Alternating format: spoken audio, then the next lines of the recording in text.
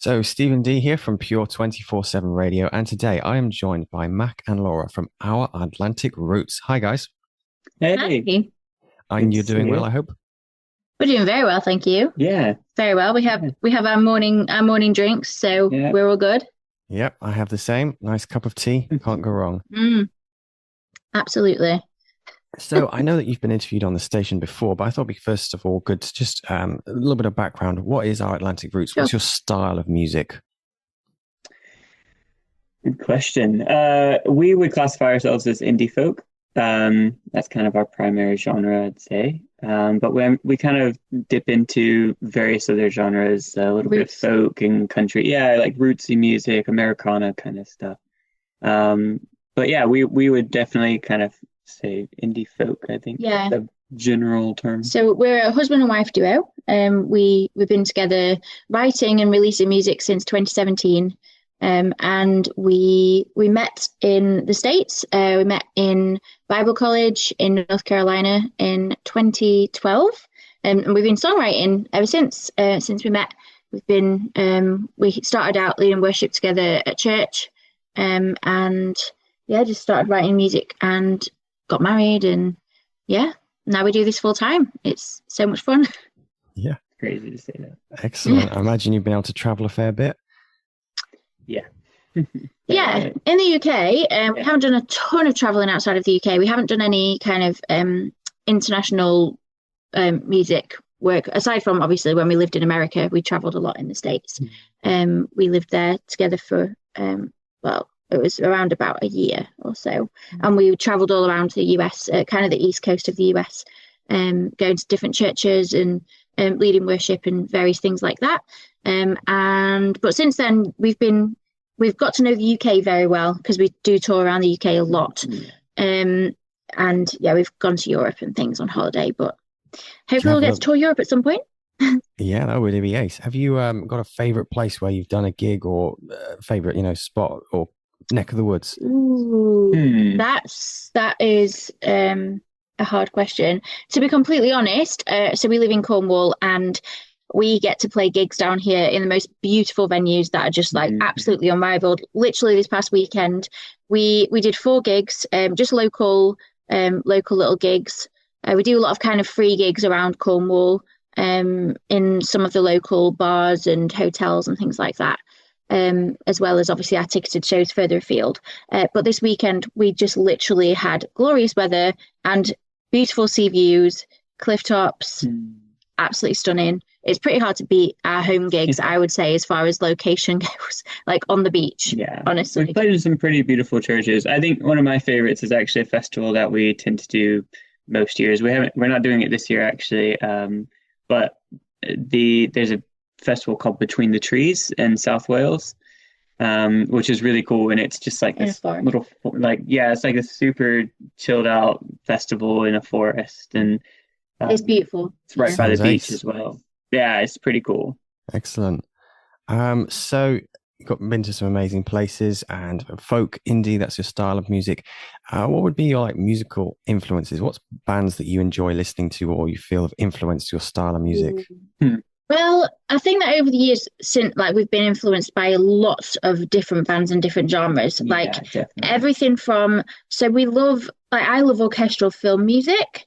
So I think that even so in our production, we often call our music cinematic indie folk, in the production because it's quite big, almost orchestral sounding. We haven't actually recorded with an entire orchestra yet. That would be cool. Um, but there's influences from that kind of thing. We both absolutely love rock music. We That's what we grew up listening to, especially in our teenage years. So some of the guitar work, some of Mac's fingerstyle guitar work, and some of the more complex things that he does come from the rock side of things, I would say, in some Definitely. ways. And there's some more like kind of Technical thing. technical and like rhythmic style of guitar, kind of often in the background, that could go unnoticed, but I noticed that. Yeah. And it's Um, definitely inspired by some of the yeah, rockier music that we used to listen to. then, It's but I cool. would say like now, we spend our time listening to a lot of indie folk music.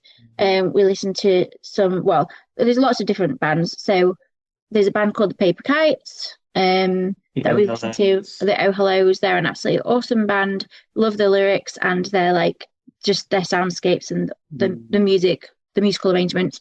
Um, One of my and favorites at the moment is an independent artist in Australia called Lawson Hull.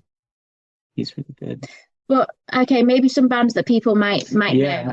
know. So I have always loved Switchfoot, the band Switchfoot, which Yeah, I I'm like sure them. you know Switchfoot. Yeah. Love them. They've always been my absolute favorite. I love the way they like. I've always taken influence actually from the way that they connect with their Mm. audience, and the way that they try to break down the barrier between the audience and the artist. And they're just very approachable and awesome people. So I've always kind of aspired to be like them, like behind the scenes, like on and off the stage kind of thing. I love that. I love what they do for their fans, but also the songwriting, John Foreman's lyric writing, I Mm. think has always really impacted me. I love the way that he writes hopeful lyrics and kind of touches on, he like delves into deep topics. I always think it would be very interesting to sit down and have a conversation with him. It's deep and he doesn't shy away from the difficulties in life as well. You know, life isn't all sunshine and roses. You know, there are difficulties, and you know, there's a that's an understatement. Difficulties in life, but he kind of touches on that in his songwriting in a really lovely, poetic, hope-filled way. So I've always been influenced by him. Some great musical influences there, yeah. So last is it in April? You released a really cool song, "Joy in the Journey," and I've been listening to it. It's absolutely brilliant. Do you want to tell us a Thank little bit you. about that and some of the backstory behind it as well? Yeah, this one's Max. He wrote this song, so take it away, Mac. Yeah, well, I mean, so I got to my 30th birthday, and I was just kind of, I spent a moment just reflecting on all that I had kind of achieved so far in life. And but I was focusing a little too hard on the things that like where I expected to be at this point in my life, and kind of the if I would have asked myself 10 years ago, when I turned 20, what where do you see yourself when you turn 30? I would have given a particular list of things, and some of them are kind of a little irrelevant probably now to me, but then there's some that I'm like, yeah, I really kind of wish that I was a little bit quote unquote further ahead in life, further along, um, and I wish I would have written more songs and had, an album and been a little bit, more international in our touring. And there's always more, isn't there? There's always like bigger dreams. And so I kind of got to this place and I was feeling a little bit down. And then I realized actually I'm focusing so hard on these things that I don't have that I'm missing the beauty that I actually do have, and the things all the beauty that I didn't expect to have that I actually have now. And so I kind of wanted to flip it on its head a little bit, but still be honest and process those thoughts of like, yeah, sometimes it's, there is, unmet expectations sometimes in life, and that's okay because it still allows us to dream and there's still goals. But at the same time, don't get so lost in those that you miss the beauty that you have right here, right now. Yeah, Um, I think a lot of people can relate to that. I know I can. I've not long since turned 21 and I'm not where I expected to be in life at all. mm, But actually, where I'm at in life is not bad. There's lots and lots of yeah, blessings around me, and I need to appreciate them and take joy in that journey that I'm on, which is going to be different from person to person. I could look at other yeah, people my age, and actually they're in different phases of life, or they seem further ahead, as you put it. But actually, mm, there's a lot of blessings around me, and I need to focus on those things. yeah. Yeah. Yeah, I always think of like there's a Bible verse in Philippians that says, by prayer and petition with thanksgiving, present your requests to God.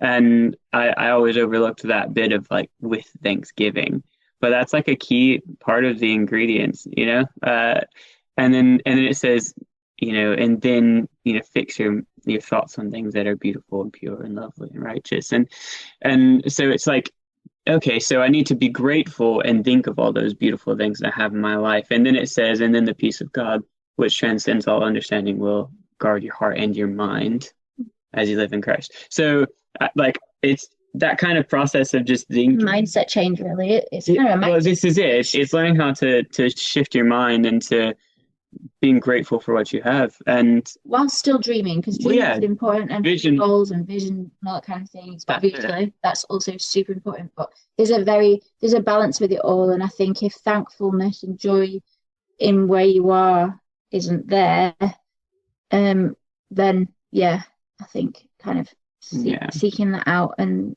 prioritizing finding that joy again. Yeah, Yeah. there's a difference between being content and being complacent.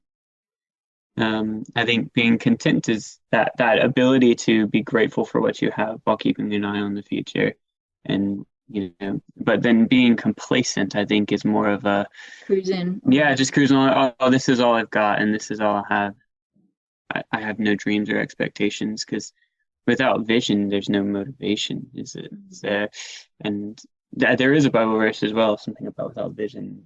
Those who, yeah, for lack of vision, this people perish. And so, yeah, it's about holding life in that balance, and that's really what Joy in the Journey is all about. Yeah, it's an absolutely brilliant song. I'm really enjoying listening to it. So, what would be the takeaway that you'd want people to bring away from listening to that song? What would you want people to sort of go, that's what I need to be doing? When the difficult times hit, they are not brick walls. They're just, with every mountain you climb, you get a little stronger. And I think that's the kind of point that I get to at the end of the song about like, life is intrinsically woven with thorns and beehives, but it's also got beautiful fruit along the way that you will absolutely love and enjoy. But it's the ones around us, our friends and family, that are going to be with us through that journey, that we can just enjoy life as it goes along, even though we're going to hit rough patches. Excellent. Joy in the journey. So, what's next for Atlantic Roots? What have you got coming up? You got lots of gigs or plans, or your dreams, perhaps even? Oh yeah. Well, that is a great question. We are recording a song this weekend, which we're very excited about. And that is going to be released towards the probably like middle end of autumn, which we're really, really excited about. We are going to be touring next year. We're looking at actually doing something a little bit. It's kind of different, kind of the same. We're going to be doing a tiny show tour. And basically we're looking to tour in small spaces, not like tiny spaces, like as in like we don't want to be like stuck in someone's wardrobe or something. We're looking to tour in little spaces where we get small intimate audiences together, because we've just realized over the years of doing lots of gigs that they're our absolute favorite. We love just kind of interacting with people really naturally at our gigs, so we're just looking to put together a show, tour all around the UK, looking for small spaces. So if you're listening to this and a cool venue that we could play at, we're looking at doing house shows and things like that as well. So yeah, just kind of a really relaxed tour. September and October, we're going to the States. I'm going to go see my family. Haven't been home in 9 years to the States. Yeah, so my family are not best pleased. So I need to go see them. Yeah, we're very go see friends and family. And while we're over there, we're just going to see some sights and take some pretty pictures for album covers and all that. So, yeah. So yeah, we're really looking forward to that. Really but we're songwriting. We are definitely planning on writing an album. We're in the process of writing and putting together songs where they best fit. We kind of write and then see where the songs fit. So we've put together EPs up to now because we felt like songs, like we've had these collections of songs that have been like 4 or 5 tracks that have gone together really well, rather than like 12 tracks all in one kind of project. But we're definitely keeping that in mind, aren't we? Our first album. To be honest, we do not know really what the future holds at the minute. We're figuring it out, but we're just doing a lot of songwriting and continuing to do as many gigs as we can, just connecting with people, sharing the songs that we've already written, because even though some of those songs feel old to us, because they've been released for years now, things like our Little Bird EP, there's still lots and lots of people who've never heard those songs, and we meet people all the time who are listening to us for the very first time. So yeah, we're trying to just continue to connect with people. Yeah, really. I think my next big goal, our next big goal probably would be like touring Europe. Really like to do some dates in Europe for sure. Be cool. Yeah. Sounds like you've got some good plans, some good hopes for the future, but also just very chilled. I like that. Just seeing where the journey takes you, joy in the journey. It's absolutely Well, brilliant. exactly. That's Yeah. it. So thank you so much for joining us today to talk about your music, your style, the influence that you have, and also one of your most recent songs, which I have been thoroughly enjoying listening to. Very powerful message. Thank you so much, Mac and Laura. Thank you so much for Thank having you. us. We'll see you Thanks for again. having us. Pure Media, the magazine, comes out on the first Friday every month. Our next edition comes out for September on the 5th of September and will be crammed full of amazing writers, features and columns. If that's not enough, we'll be delving deeper into the life and times of Jennifer Benson from US-based Ignescent. And if you love Lego, we'll be chatting with a man who gets to play with Lego every day. That'll be Josh from Go Chatter Studios. The digital version is always freely available online, and you can enjoy a printed subscription and get a copy in your hands too. Just head over to www.puremediathemagazine.com, where we're always on point and always in print.